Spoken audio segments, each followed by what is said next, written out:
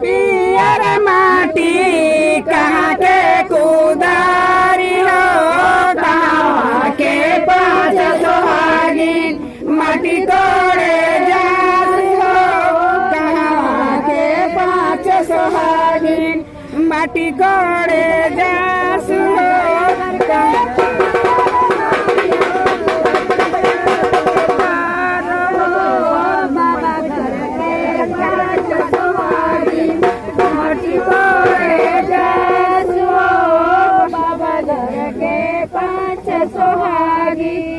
माटी कोड़े जासु हो, बाबा घर के पाँच सोहागी।